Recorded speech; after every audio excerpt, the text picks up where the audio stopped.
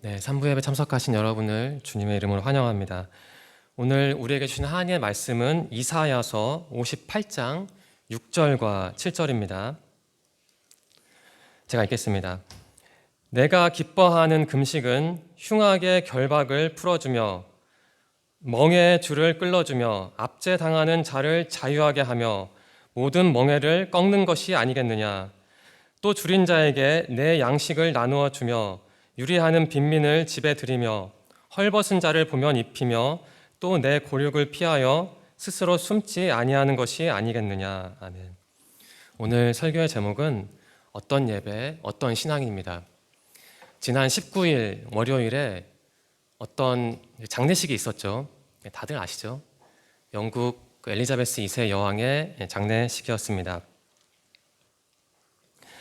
이 장례식에는 200여 국가, 이 장례식은 200여 국에 생중계됐다고 합니다. 보셨나요? 저는 뉴스를 통해서 봤는데 그 세계의 장례식이었죠. 세계의 장례식이라는 표현은 제가 생각해낸 문구는 아니고 기사에서 본 문구입니다. 제가 그 엘리자베스 2세 여왕 관련해서 몇 가지 사진을 보여드릴 텐데 그것은 그 가디언지에서 가져온 사진임을 미리 밝힙니다. 그 출처는 왼쪽 하단에 있습니다. 참고로 이 사진은 그 윈저성 관련 홈페이지에서 가져온 것임을 밝힙니다. 여왕의 장례식은 웨스터민스터 사원에서 국장으로 엄수됐습니다. 영국의 국교는 성공회죠. 그래서 이 장례식은 성공의 의례에 따라 진행되었습니다. 이 사진은 그 웨스터민스터 사원에서 성공의 사제들이 그 여왕의 관이 도착하기를 기다리는 장면을 포착한 사진입니다. 웨스터민스터 사원에서 장례식이 끝난 다음에 여왕의 관은 그 윈저성으로 이동을 했죠. 그 윈저성의 사진입니다. 그리고 그 안에 있는 예배당에서 그 집례하는 사제가 여왕의 권위를 상징했던 그 크라운을 그 관에서 내리는 장면을 포착한 사진입니다. 여왕이 서거 있기 때문에 그 크라운을 내린 거죠. 네. 보도에 따르면 그 여왕의 마지막 길을 배웅하기 위해서 약 100만 명이 모였다고 합니다. 그리고 앞에서 말씀드린 것처럼 그 여왕의 장례식은 200여 국에 생중계됐습니다. 그리고 또한 200여 국가 정상 및 외빈을 포함해서 무려 2,000명이 장례식에 참석했다고 하네요. 네. 새삼 여왕이 참 대단한 인물이었구나라는 생각을 저는 하지 않을 수 없었습니다. 네, 그런데 제 마음에 가장 깊게 다가온 건 이러한 형식적인 게 아니었습니다. 제 마음에 정말 깊게 다가온 건 이 영국 시민들의 모습이었거든요. 여왕의 죽음을 애통해하는 시민들의 모습을 포착한 사진인데 제가 좀 의도적으로 검게 처리했습니다. 이분들을 보니까 다들 애통해하고 슬퍼하는 게 그냥 제 마음에 느껴지더라고요. 형식적으로 슬퍼하는 게 아니라 정말 애통해하는 모습이 제 마음에 느껴졌고 그래서인지 전 다시 한번 생각을 했습니다. 참 여왕이 대단한 사람이었구나. 사실 이 사진을 보기 전까지는 저는 그 엄숙한 장엄한 그 장례식의 분위기에 많이 놀랐습니다. 그리고 저는 그 기독교적인 요소를 포함한 엄격한 절차에 또한 놀랐습니다. 그리고 또한 이렇게 표현하는 게 적절하지 않을 수도 있는데요. 그 장례식의 화려함에 많이 압도됐습니다. 그러한 그 놀람이 있었기 때문에 저는 여왕이 참 대단한 인물이었구나 이렇게 다소 건조하게 생각을 했거든요. 그런데 이 사진을 본 다음에 건조했던 제 생각이 다소 촉촉해졌습니다. 엘리자베스 2세 여왕은 대단한 인물이었지만 그 전에 굉장히 인간적인 사람이었던 것 같아요. 그래서 이 국민들이 그렇게 애통하는 게 아닐까라는 생각이 들었습니다. 또한 조심스럽게 추정을 해보면 여왕은 신앙적인 사람이었던 것 같아요. 그래서 그 많은 전 세계 사람들이 그렇게 깊이 애통하는 것 같고 아마 영국 국민들의 마음속에 여왕은 오랫동안 살아있겠죠. 저는 그 여왕의 장례식을 곰곰이 되뇌인 다음에 이러한 질문을 생각했습니다. 여러분, 장례식에서 가장 중요한 게 뭘까요? 질문이 다소 좀 어색할 수도 있는데 우리가 그 장례식에 참석한다면 가장 중요한 게 뭘까요? 우리 우성준 회장은 누군가의 장례식에 참석할 때 나에게 가장 중요한 게 뭐라고 생각하십니까?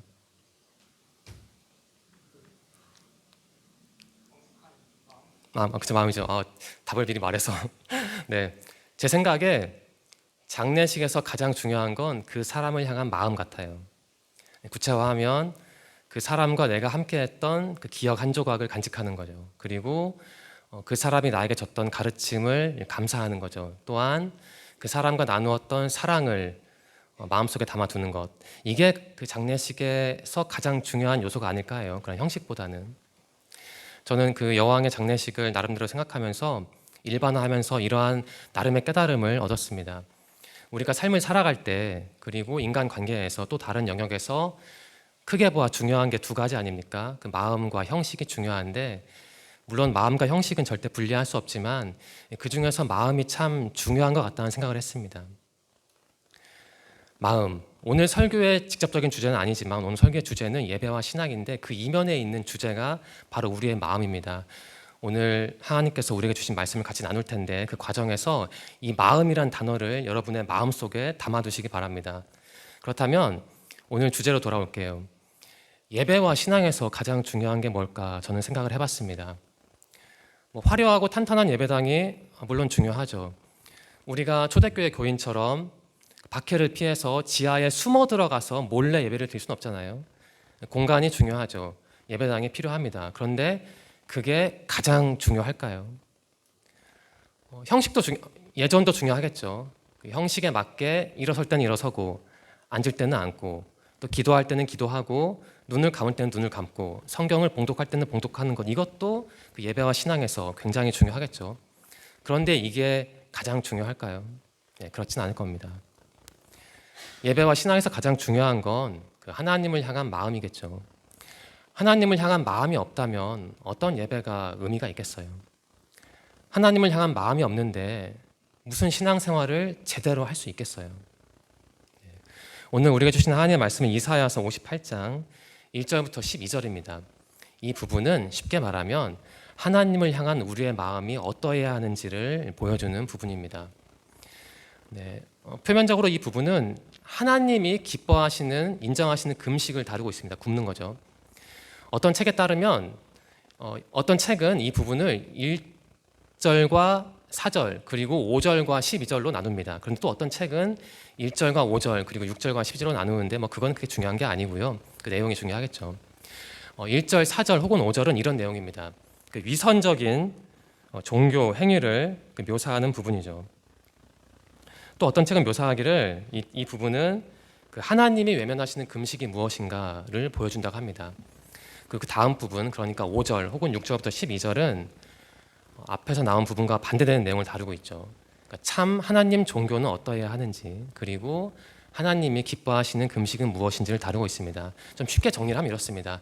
전반부는 참된 예배와 신앙은 어떠해야 하는지를 묘사하고 있고, 후반부는 제가 수정을 하겠습니다. 전반부는 그 잘못된 예배와 잘못된 신앙이 무엇인지 금식을 예로 들어서 설명하고 있고, 후반부는 그렇다면 참된 예배와 신앙은 어떤 모습인지 묘사하고 있습니다. 하나씩 뜯어서 살펴볼까요? 먼저 전반부입니다. 네, 1절부터 4절 혹은 5절까지인데 다시 말씀드리면 그 잘못된 신앙, 잘못된 예배가 어떤 것인지 보여주고 있습니다. 먼저 1절인데요. 제가 1절은 그 개역개정 성경을 읽겠습니다. 크게 외치라, 목소리를 아끼지 말라. 내 목소리를 나팔같이 높여 내 백성에게 그들의 허물을, 야곱의 집에 그들의 죄를 알리라. 하나님께서 이사야 선지자에게 말씀을 하신 거죠. 내 백성의 허물과 죄가 있다. 그런데 나는 그것을 더는 못 봐주겠다. 네 목소리를 높여서 그것을 지적을 해라 라고 말씀하셨습니다. 도대체 이스라엘 백성이 어떤 죄를 지었길래 하나님 마음이 이렇게 상하셨는지 한번 알아보겠습니다. 2절인데요. 이스라엘 백성이 그들이 드리는 예배와 그들이 했던 신앙생활이 많이 어긋나 있었습니다. 그래서 하나님께서 이사야 선지자를 통해 말씀하신 거죠. 내가 참 그들을 보니 안타깝다. 네. 개역개정 성경으로 이 부분을 읽으면 사실 잘 이해가 안 될 수도 있습니다. 그래서 제가 현대인의 성경으로 2절을 읽겠습니다. 한번 잘 들어보십시오. 하나님께서 이사야 선지자에게 하신 말씀입니다. 그들은 마치 옳은 일을 행하며, 여기서 그들은 백성입니다. 내 명령을 저버리지 않은 것처럼 날마다 나를 찾고 내 법도를 알기 원한다. 그들은 또 나의 공정한 판단을 요구하고 나를 가까이 하는 것을 기뻐하는 것처럼 하며 이렇게 말씀하셨습니다. 이스라엘 백성들이 하나님을 늘 찾고 옳은 일을 하고자 하고 법도를 알기 원한대요. 그리고 공정한 판단도 요청한대요. 그렇다면 뭐가 잘못됐을까요? 겉으로 볼 때는 아무 문제가 없잖아요. 잘못된 게 없잖아요. 그런데 왜 하나님께서 이런 말씀을 안타까운 마음으로 하셨을까요? 말씀 한번 분석해 보겠습니다. 학자들에 따르면 이 부분은 제가 직접 인용한 겁니다. 겹다운 표현을 직접 인용한 거죠. 열심히 신앙생활하는 자들을 묘사하고 있다고 합니다. 그렇다면 열심히 신앙생활 하면은 그게 뭐가 문제일까요? 이런 질문을 할 수 있지 않겠습니까? 열심히 하는데 뭐가 문제일까요? 그런데 이 이스라엘 백성들은 열심히는 했는데 그냥 겉으로만 열심히 한 거예요. 이 사람들은 그 하나님에 관한 지식, 하나님에 관한 모든 것을 축적을 하려고 했습니다. 그럼 뭐가 문제일까요? 그런데 그 아는 대로 살지를 않았던 거예요. 그 삶 속에서 실천이 철저하게 부재했던 겁니다. 그것을 하나님은 파악하시고 이사야 선지자에게 말씀하신 거죠. 내 백성이 겉으로는 신앙생활을 열심히 하는데, 겉으로는 예배를 잘 드리는데 그 마음은 온전치가 않다. 이것을 지적하는 장면입니다. 3절입니다. 그렇다면 이스라엘 백성이 하나님의 그러한 지적을 듣고 어떻게 반응을 했을까요? 회개를 하지 않았습니다. 그들은 하나님의 말씀에 반론을 제기했습니다. 3절 전반부가 그 이스라엘 백성의 반론, 하나님을 향한 반론을 말하고 있습니다. 저는 이 부분을 이렇게 정리하고 싶습니다. 주님 너무 하시네. 제가 이 부분을 역시 현대인의 성경을 읽겠습니다. 이스라엘 백성이 하나님께 항의하는 말입니다. 우리는 금식을 하였는데 어째서 주는 보지 않으십니까? 우리는 우리 자신을 낮추었는데 어째서 주는 알아주지 않으십니까? 이런 말을 하고 있습니다. 이스라엘 백성은 금식을 했대요. 금식은 최고의 종교 행위를 의미합니다. 그러니까 먹어야 할 걸 먹지 않는 거니까 그 순간에는 내가 죽을 수도 있는 것이거든요. 그런데 그러한 음식을 먹지 않고 하나님 앞에서 금식을 했다는 것이죠. 왜 그 금식을 했는지 살펴보겠습니다. 이스라엘 백성 입장에서는 그 하나님의 지적이 이해가 안 되는 거예요. 나는 열심히 금식을 했는데 왜 하나님은 우리의 그러한 금식을 알아주시지 않을까, 이러한 불만을 표출하는 겁니다. 학자들에 따르면 이 3장 전반부에 나온 그 이스라엘 백성들은 상처를 받았대요. 금식을 하고 열심히 신앙생활을 하고 또 열심히 기도했는데 하나님이 그 모습을 보지 않으신 거죠. 그러한 모습에 후한 점수를 주지 않은 겁니다. 그냥 시큰둥한 반응을 하나님이 보였다는 겁니다. 왜 하나님이 그러한 반응을 보이셨을까요? 왜 그러한 반응을 보이셨다고 생각하십니까? 그들의 마음은 사실 하나님을 향하고 있지 않았습니다. 그들은 금식을 그냥 형식적으로 한 거예요. 달리 말하면 그들의 신앙과 예배는 형식적인 신앙과 예배였습니다. 하나님은 그것을 아셨던 거죠. 학자들은 이렇게 말합니다. 이스라엘 백성들의 금식, 여기서 금식은 그 예배와 신앙으로 바꿔 생각하시면 됩니다. 그 예배와 신앙의 단면이 금식이기 때문에 이스라엘 백성들은 그 하나님과 흥정을 하려고 했다고 합니다. 금식을 통해서. 그러니까 뭔가 필요한 게 있었던 거예요. 그게 돈이든 아니면 학위든 뭐가 있었겠죠. 근데 그것을 얻기 위해서 이스라엘 백성은 그렇게 간절하게 금식을 했다는 겁니다. 하나님과 좋은 관계를 맺기 위해서 금식을 한 게 아니라 뭔가 삶에 아쉬움이 있어서 금식을 했다는 거예요. 그래서 이렇게 정의를 하는 거죠. 하나님과 흥정, 그리고 그 자신들의 경력을 증명하기 위해서 이러한 금식을 했던 거예요. 3장 B절, 3장 후반절과 5절까지는 그 이스라엘 백성들의 그러한 항의를 듣고 하나님께서 그 항의에 다시 반론을 펼치는 장면인데요. 저는 이 부분을 이렇게 정리하고 싶습니다. 그 하나님의 지적인데 하나님께서 이스라엘 백성들에게 이렇게 말씀하신 것 같습니다. 내가 그것을 모를 것 같냐? 제가 이 부분을 역시 현대인의 성경을 읽겠습니다. 그런데 5절까지 읽지 않고 3절 후반절에서 4절까지만 읽겠습니다. 사실 너희는, 하나님께서 이스라엘 백성들에게 하신 말씀입니다. 사실 너희는 금식을 하면서도 너희가 하고 싶은 대로 하며 너희 일꾼들에게 고된 일을 시키고 있다. 너희가 계속 다투고 싸우며 서로 주먹질하면서 하는 금식이 무슨 소용이 있느냐? 너희가 이런 금식을 한다고 해서 내가 너희 기도를 들어주리라고 생각하느냐? 이렇게 말씀하셨습니다. 그러니까 하나님께서는 이스라엘 백성이 금식하는 이유를 아셨던 거죠.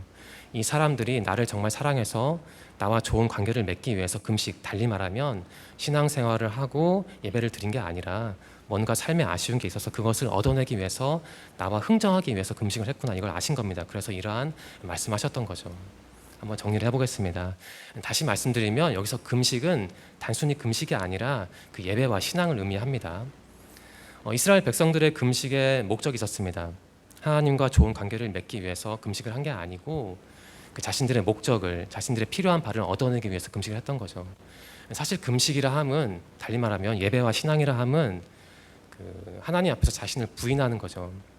자신을 끊임없이 비워내고 그 빈 자리를 하나님의 말씀으로, 기도로 채우는 건데 이스라엘 백성들은 그것을 하지 않았다는 겁니다.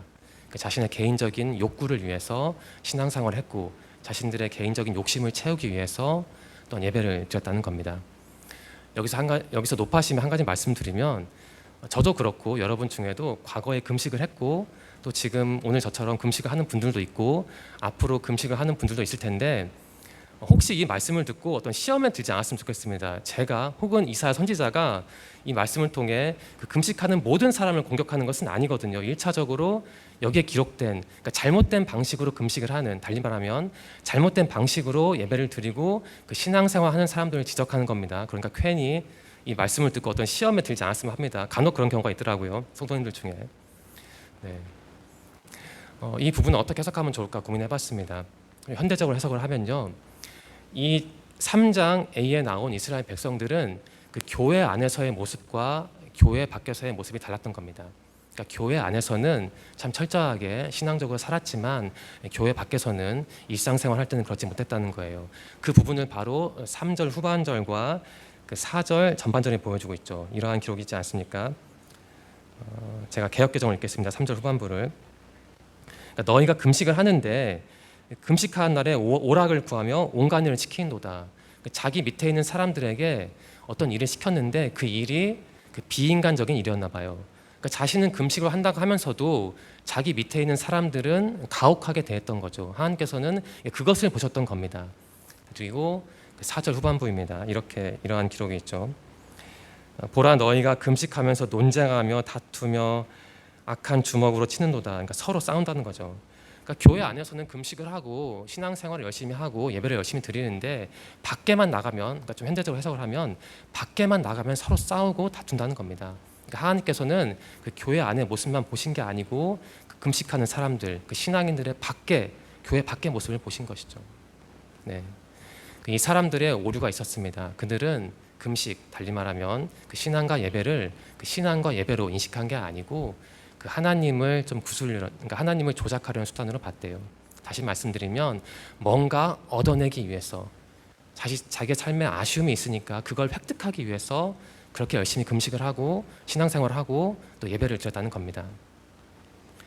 이렇게 정리하기도 하네요. 이 사람들에게 금식은 그 경력을 증명하는 수단이었대요.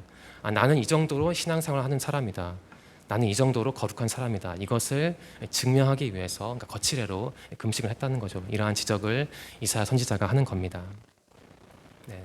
이 전반부 1절에서 4절 혹은 5절은 정리하면 그 위선적인 그 종교 행위를 묘사하고 있습니다. 그러니까 하나님께서 외면하시는, 기뻐하지 않는 금식이 어떤 것인지 보여주고 있죠. 달리 말하면 하나님께서 좋지 않게 보시는 그 예배의 모습, 하나님께서 싫어하시는 그 신앙의 모습을 정리한 겁니다. 그렇다면 하나님께서 원하시는 금식, 하나님께서 원하시는 예배, 신앙은 무엇인지 살펴보겠습니다. 6절부터인데요. 먼저 6절부터 보겠습니다. 제가 이 부분을 그 현대인의 성경을 읽겠습니다. 내가 기뻐하는 금식은, 그러니까 하나님의 말씀입니다. 내가 기뻐하는 금식은 압박의 사슬을 풀어주고 모든 멍에를 꺾어버리며 억압당하는 자를 자유롭게 하는 것이다. 이런 그 말씀을 하시네요.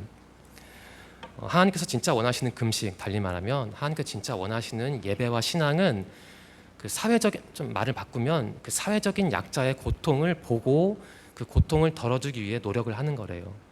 이 이사야 기자는 이렇게 정리를 하네요. 압박의 사슬을 풀어주어라. 그리고 모든 멍에를 꺾고 억압당하는 사람들의 그 억압당하는 모습을 보고 외면하지 말고 그들에게 자유를 줘라, 이런 말을 하는 겁니다. 네, 또 하나님께서 원하시는 금식은 이런 모습입니다. 7절인데요. 제가 역시 이 부분도 현대인의 성경을 읽겠습니다. 너희는 굶주린 자에게 너희 음식을 나눠주고 집 없이 떠돌아다니는 가난한 사람을 너희 집으로 맞아들이며 헐벗은 자를 보면 입히고 도움이 필요한 너희 친척이 있으면 외면하지 말고 도와주어라, 이렇게 말씀하십니다. 그러니까 진짜 하나님께서 원하시는 금식, 달리 말하면 하나님께서 진짜 원하시는 예배와 신앙은 바로 어려운 사람을 도와주는 거래요. 집 없는 사람이 있으면 그 사람에게 쉴 곳을 제공하는 거래요. 그리고 옷이 없는 사람이 있으면 옷을 주는 거고, 또한 우리 친척이 어려움을 호소하면 그걸 외면하지 말고 그 어려움을 들어주는 거래요. 이게 바로 진짜 하나님이 원하시는 금식, 예배와 신앙이라고 합니다. 앞에서 1절부터 4절 혹은 1절부터 5절에 나온 그 이스라엘 백성들의 모습은 그러니까 형식적인 모습이었죠. 하나님을 향한 마음은 완전히 부재했고 그저 형식적으로 금식하고 예배드리고 신앙생활을 했던 겁니다. 그런데 하나님께서는 그걸 원하시지 않고 진짜 너희들이 나를 사랑한다면, 나의 제자라면, 나의 사람이라면 교회 안에서만 그 신앙생활 하지 말고, 교회 안에서만 예배를 드리려고 하지 말고 그 너희의 삶의 현장에서 예배를 드려라, 그 신앙생활 하라, 그런 말씀입니다. 구체적으로 억압당한 사람이 있으면 그 억압을 풀어주고, 고통당한 사람이 있으면 그 고통의 모습을 보고 반응을 하고, 없는 사람이 있으면 그 사람의 배를 채워주도록 노력을 하라는 거죠. 이게 바로 하나님께서 원하시는 금식, 그 신앙과 예배의 참 모습이라고 합니다. 네. 금식은 앞에서 말씀드린 것처럼 그 신앙생활의 예배 혹은 신앙생활의 핵심을 보여주고 있죠. 그러니까 자신을 부인하는 거 아닙니까?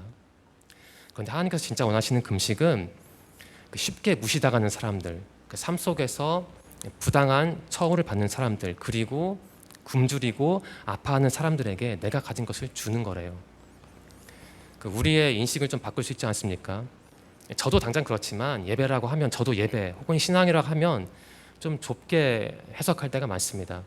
내가 교회 안에서 나에게 주어진 일을 온전히 잘 수행하면 나는 하나님께 좋은 점수를 받겠지, 이렇게 저도 좁게 해석할 때가 많아요, 알게 모르게. 그런데 이 말씀을 보면 우리가 신앙 혹은 예배라는 것을 상당히 넓게 해석해야 하고, 또한 때로는 필요하면 사회적으로 해석해야 한다는 걸 볼 수 있습니다. 하나님께서 원하시는 금식, 예배와 신앙은 바로 우리 주위에 있는, 교회 밖에 있는 그분들이 믿는 사람이 아니더라도 그 어려운 사람들에게 우리 시선을 향하는 거래요. 그리고 그들에게 뭔가를 주는 거라고 합니다. 이게 바로 참된 금식이고 예배와 신앙이라고 합니다. 여기서 우리가 한 가지 깊이 고민할 바가 있습니다. 많은 학자는 이 부분을 두고 금식과 그 사회적인 정의를 연관을 시키더라고요. 그 정의라 하면 사회적인 약자들의 인권을 보호하는 거라고 해석할 수 있지 않습니까? 그런데 우리가 정말 하나님을 섬기는 사람이라면, 참된 금식을 하는 사람이라면, 그리고 참된 예배자이고 참된 신앙이라면 그러한 사회적인 정의를 실현해야 한다는 거예요. 우리의 삶 속에서 그러한 정의를 실현하도록 노력할 때 우리가 바로 하나님께서 인정하시는 참된 신앙인, 예배자가 될 수 있다는 겁니다. 그러니까 여러분, 신앙 혹은 예배를 단순히 신앙과 예배 좁게 해석하지 말고 그 사회에서 내가 어떻게 하면 온전하게 사회인으로서 약한 사람을 도울 수 있을까, 좀 거창하게 말하면 사회적인 정의를 실현할 수 있을까, 그 연관지어 생각해 보시기 바랍니다. 그러니까 신앙을 신앙과 사회 혹은 예배와 사회 혹은 신앙과 정의를 연관시켜 본다면 이 사사의 말씀을 우리가 충분히 이해하는 것이죠. 네, 8절 말씀과 9절 전반부는 그렇다면 그 6절과 7절에 기록된 온전한 금식을 우리가 한다면 과연 어떠한 결과를 얻을 수 있을까, 이 부분을 보여주는 말씀입니다. 제가 역시 이 부분도 현대인의 성경을 읽겠습니다. 먼저 8절입니다. 그러면, 여기서 그러면이라 하면 6절과 7절 말씀을 너희들이 온전히 지키면이라는 겁니다. 그러니까 온전한 방식으로 금식을 하면, 온전한 방식으로 신앙생활을 하고 예배를 드리면 어떤 결과가 있는 것을 말씀하는 겁니다. 그러면 내 은혜의 빛이 아침 햇살처럼 너희에게 비칠 것이니 너희 상처가 속히 치료되고 내가 항상 너희와 함께하여 사방으로 너희를 보호하겠다, 이런 말씀하셨습니다. 그러니까 너희가 온전한 방식으로 금식을 하면 너희에게 내가 은혜를 베풀겠다. 그리고 너희의 상처가 아물 것이다. 그리고 내가 너희가 어디에서 무슨 일을 하든지 함께 하겠다. 이렇게 말씀하십니다. 그 다음으로 9절 전반부입니다. 그리고 너희가 기도할 때 내가 응답할 것이며 너희가 도와달라고 부르짖을 때 내가 여기 있다 하고 대답할 것이다. 이렇게 말씀하십니다. 우리가 온전한 방식으로 금식을 하면, 우리가 온전한 신앙생활을 하고 예배를 드리면 하나님께서 우리의 기도를 들어주신다고 합니다. 그리고 우리가 도와달라고 요청할 때 그 요청을 받아주신다고 합니다. 그리고 하나님께서 항상 우리와 함께 하신다고 말씀하신다고 합니다. 네. 이 부분은 그 놀라운 축복을 다루고 있습니다. 그러니까 은혜, 치유의 역사, 그리고 보호하고 하나님께서 우리를 보호하시고 응답하시는 게 축복이죠. 여러분은 평소에 하나님의 축복이라 하면 어떻게 생각하셨습니까? 당장 저도 하나님의 축복이라 하면 뭔가 제 문제가 해결이 되고 제 삶에 어떤 경제적인 여유로움이 있고 또한 제가 목표했던 바가 인간적인 그런 계획이 실현되는 것, 그렇게 해석을 했는데 이 말씀을 보면 하나님의 축복이라는 게 꼭 그렇게 물질적인 데 국한된 게 아니라는 것을 알 수 있습니다. 진짜 하나님의 축복은 하나님이 우리와 함께 하시는 거죠. 우리의 삶의 형편이 비록 나아지지 않는다 하더라도, 우리가 여전히 삶 속에서 어려움이 있다 하더라도 하나님이 우리와 함께 하는 게, 그게 1차적으로 가장 중요한 축복인 거죠. 또한 축복은 하나님이 우리의 기도에 응답하시고 내가 너와 함께 하겠다 말씀하시는 거죠. 비록 나의 삶이 내 계획대로 진행되지 않다 하더라도 하나님이 나와 함께 하신다면 그게 바로 1차적으로 가장 중요한 축복이라는 거죠. 우리 청년들 많은 축복을 위해서 때로는 기도할 텐데, 또한 축복을 위해서, 좀 표현이 그렇지만 신앙생활 열심히 할 텐데, 과연 하나님이 진짜 나에게 주시고자 원하는 축복이 무엇인지 이 이사야서 말씀을 통해서 한번 생각해 보시기 바랍니다. 그리고 혹시 하나님의 축복을 내가 너무 좁게 해석했다면, 예를 들어 물질적으로 해석을 했다면 이 부분을 통해 한번 그 부분을 약간이라도, 다소간이라도 한번 교정해 보시기 바랍니다. 네, 3가지 질문을 우리 청년들에게 드리겠습니다. 여러분이 실천했던 금식, 달리 말하면 그 예배와 신앙이 혹시 하나님이 외면하는 금식일 때가 있었습니까? 하나님께서 원하시지 않는 방식으로 그 예배를 드리고 하나님께서 원하시지 않는 모습으로 신앙생활을 한 적이 혹시 있습니까? 좀 쉽게 표현하겠습니다. 여러분의 마음이 하나님을 향하지 않았던 적이 있었습니까? 저는 그러한 적이 청년 때 참 많았습니다. 혹시 그러한 적이 있었다면 내가 언제 그랬는지 한번 그 경우를, 그 사건을 한번 기록해 보시기 바랍니다. 그리고 그러한 모든 모습을 수집해 보기 바랍니다. 내가 어느 지점에서 하나님으로부터 마음이 멀어진다면 그게 내 부족한 부분이거든요. 내가 그 부분을 알고 있다면 그 부분을 고칠 수 있는 거죠. 내가 어느 지점에서 넘어지지 않는지 파악을 못하는데 내가 어떻게 발전을 하겠어요? 2번째 질문입니다. 우리 청년들은 하나님이 기뻐하시는 금식을 온전히 실천할 때가 있었습니까? 달리 말하면 하나님께서 정말 원하시는 모습으로 예배를 드리고 하나님께서 정말 기뻐하시는 모습으로 신앙생활을 한 적은 언제였습니까? 쉽게 말하겠습니다. 여러분의 마음이 하나님께 온전히 향했던 적은 언제입니까? 여러분의 마음에 하나님이 가득 찬 적은 언제였습니까? 저는 청년 때 제 마음이 하나님으로 온전하게 가득 차지는 않았습니다. 그저 제 목표를 실현하기 위해서 열심히 달렸거든요. 그러다 보면 하나님을 많이 놓치죠. 그리고 때로는 제 모습인데요. 때로는 이 이사야서에 나온 사람들처럼 그 신앙이라는 것을, 예배라는 것을 하나의 도구로 삼아서 하나님께 뭔가를 얻어내려고 하죠. 내 마음이 하나님을 온전히 향하지 않으면. 여러분은 그러한 적이 있었습니까? 네, 그러한 적이 있다면 한번 그 경우를 잘 살펴보시고 내가 어떻게 해야 거기서 벗어나서 내 마음을 하나님께 온전히 드릴 수 있을까? 내가 어떻게 해야 온전한 모습으로 예배를 드리고 신앙생활 할 수 있을까? 한번 깊이 고민해 보시기 바랍니다. 3번째입니다. 여러분, 우리 청년들, 참된 축복은 그 하나님이 기뻐하는 방식대로 예배를 드리고 신앙생활 함으로써 얻는 것이 알고 있었습니까? 좀 좁혀보면, 오늘 말씀에 따라 좁혀보면 참된 축복은 내가 삶 속에서 어려운 사람들과 동행함으로써 얻는 것임을 알고 있었습니까? 우리 송준 회장 또 자꾸 질문해서 미안한데 내가 어려운 사람들을 돕는 게 내가 하나님의 마음을 품고 내 주위에 있는 어려운 사람들, 뭐 그 사람들이 믿지 않는 사람이 하더라도 그 사람들과 내가 동행하는 게 그 축복을 얻는 길임을 알고 있었습니까? 솔직히 과거에.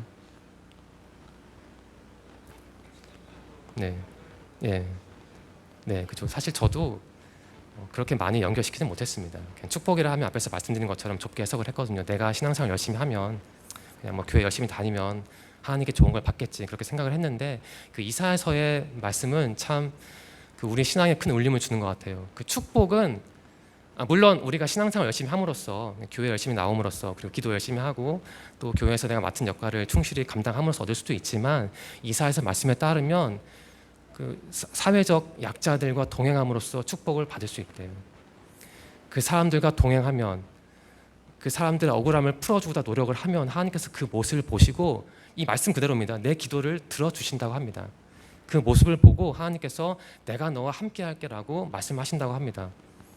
그 우리의 축복에 관한 생각을 그 교정할 수 있지 않습니까? 정말 가치가 있는 말씀인 거지 그만 보더라도. 네, 세 가지 질문을 드렸는데요. 그렇다면 세 가지 메시지를 한번 드려보겠습니다. 첫 번째입니다.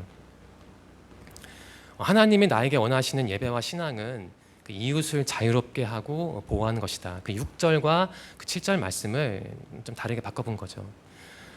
다시 말씀드리겠습니다. 우리가 진짜 하나님이 기뻐하시는 예배자와 신앙이 되려면 그 우리 주위를 돌아봐야 한다는 겁니다. 물론 교회 안에서도 충실히 살아가겠지만 우리 삶 속에서 월요일부터 토요일까지 특별히 고통당하고 어려운 이웃을 돌아봐야 한다는 거예요. 그 사람들의 고통을 풀어주고자 노력하는 게 진짜 예배자와 신앙인의 모습이라는 겁니다. 두 번째입니다. 하나님이 나에게 원하시는 예배와 신앙은 내 삶과 맞물린 예배와 신앙이다. 역시 그 앞에서 말씀드린 부분과 일맥상통합니다.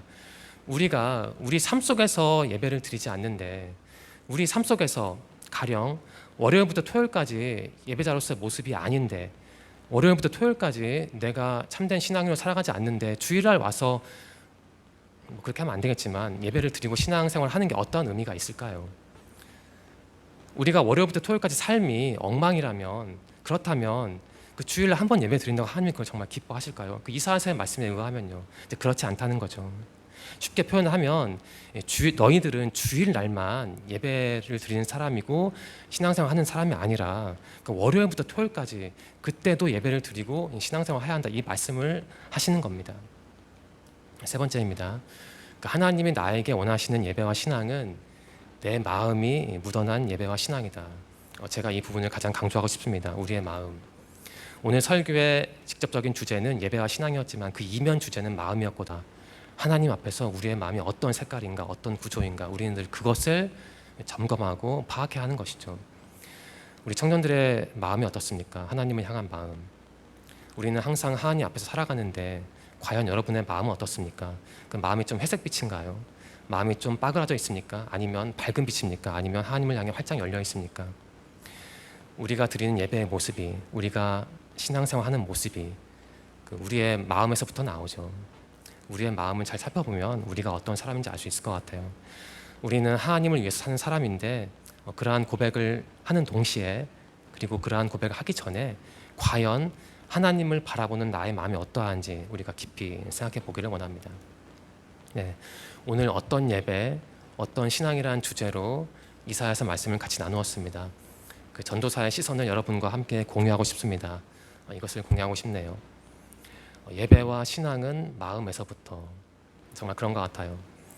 물론 형식에 맞춰서 시간에 맞춰서 교회에 오고 헌물도 드리고 11조도 하고 또한 교역자라면 설교를 잘 준비하는 게 정말 중요하죠. 그런데 결국 마음에서부터 시작하는 것 같아요. 제가 아무리 열심히 설교를 준비해도 하나님을 향한 마음이 공허하다면 제 설교는 아무런 효과가 없을 거예요. 제가 몇 번 연기를 잘 할 수는 있겠죠. 하나님을 사랑하는 사람처럼 그리고 설교를 열심히 준비한 것처럼. 그렇지만 그것도 한계가 있겠죠. 제 마음이 하나님을 향한 마음이 어둡다면 결국 다 드러날 거예요. 저는 그렇다면 저는 실패한 예배자, 실패한 신앙이 되는 것이죠. 다시 요청합니다. 우리 청년들 하나님을 향한 마음이 어떻습니까? 정말 하나님과 동행하고 싶나요? 정말 하나님을 위해서 살고 싶나요? 정말 하나님을 사랑합니까? 정말 하나님을 위해서 여러분의 삶을 투자할 수 있습니까? 그 여러분의 마음을 한번 점검해 보기 바랍니다. 이사야서가 우리에게 제시해주는 말씀은 참 불편하긴 합니다. 너희의 금식이 거짓됐다. 너희의 예배와 신앙이 잘못됐다. 이러한 말씀을 들으면 참 불편하죠. 저부터도 반성을 하게 되고요. 하지만 우리가 꼭 새겨드려야 할 말씀입니다. 우리가 어느 부분에서 예배드리는 사람으로서 신앙인으로서 넘어지는지를 알아야 하죠. 그래야 우리 모습을 교정할 수 있고 그래야 우리가 하나님 보기에 좋은 신앙이 될 수 있는 거죠. 이번 한 주 이사야서 말씀을 58절 말씀을 깊이 묵상하시고 지금까지 내가 예배드리는 사람으로서 그리고 신앙인으로서 내 마음이 어떠했나 꼭 살펴보시고 무엇보다 하나님 앞에서 내가 어떠한 마음을 가졌는지 꼭 다시 한번 살펴보시기 바랍니다. 우리의 마음을 하나님을 향한 우리의 마음을 점검하는 데서부터 우리의 예배와 신앙이 시작하는 거죠. 이번 한 주 이사야서 말씀을 통해서 그 하나님 앞에서 온전한 마음을 가진 온전한 예배자, 신앙인이 되시기를 간절히 소망합니다. 기도드리겠습니다. 하나님 감사합니다. 오늘도 저희에게 생명을 주시고 건강을 주시고 또 저희를 교회로 불러주셔서 귀한 예배를 드릴 수 있도록 인도하시니 감사합니다. 하나님, 오늘 우리는 이사야서 말씀을 통해 참된 금식이 무엇인지 배웠습니다. 달리 말하면 참된 예배와 신앙의 모습은 어떠해야 하는지 배웠습니다. 하나님, 이사야서 당시 이스라엘 백성들의 예배와 신앙의 모습은 너무 공허했습니다. 단지 무엇을 얻기 위해서 그들은 예배와 신앙을 이용했습니다. 혹시 우리들도 그 이사야서에 나온 이스라엘 백성처럼 다소 잘못된 방식으로 신앙생활하고 예배를 드린 건 아닌지 회개하고 반성합니다.